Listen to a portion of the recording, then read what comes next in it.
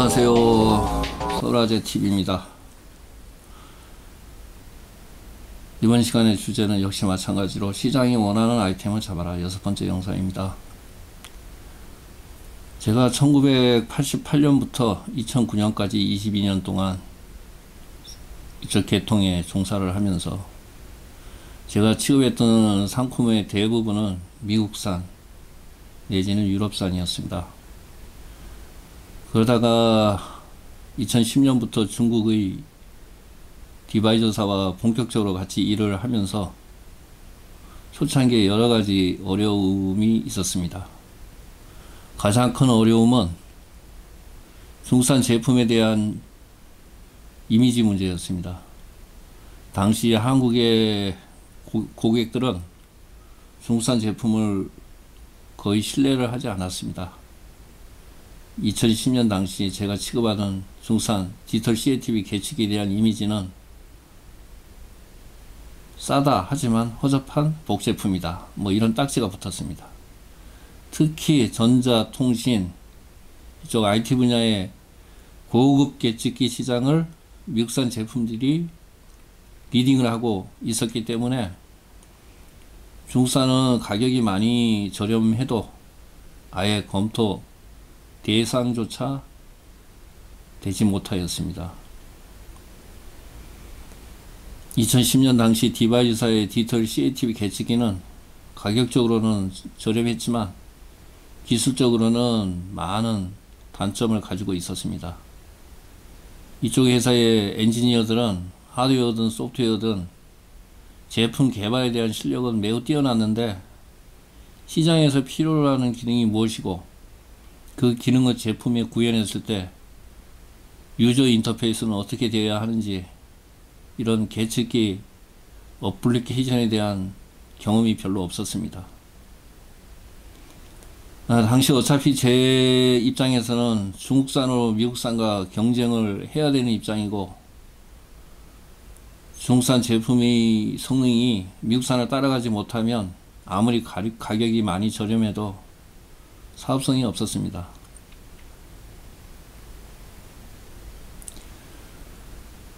제가 중국산 디지털 CATV 계측기로 무역 오파상을 운영하려면 제가 22년간 미국산 제품을 시장에 팔면서 쌓아온 여러가지 제품에 대한 경험, 시장에서 요구하는 지식, 뭐 이런 것들을 중국의 계측기 제조사인 디바이저사에 알려주고 디바이저사가 시장에서 쓸만한 제품을 만드는 방법밖에 없었습니다.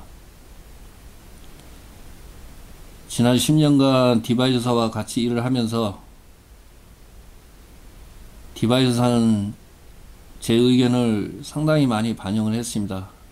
그래서 제품인 성능 면에서 많은 개선을 하였고 또한 한국 시장이 원하는 기능들을 제품에 많이 집어넣어서 오히려 어떤 기능은 미국산을 앞질렀습니다. 그 대표적인 예라면 측정 속도가 빠른 스펙트럼 디스플레이라든가 지상파 8VSB 측정 기능을 계측에 넣었다든가 빠르고 정확한 측정값 디스플레이라든가 계측기에 번역되는 한글을 폼웨어에 집어넣어 가지고 한글 디스플레이를 구현하였다든가 뭐 등등 많은 일들이 있었습니다.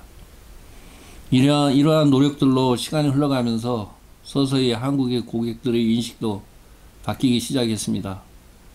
결국 지금 시장에서는 중국산 디바이저 제품이 가격대 성능비로 어느 정도는 자리를 잡았습니다.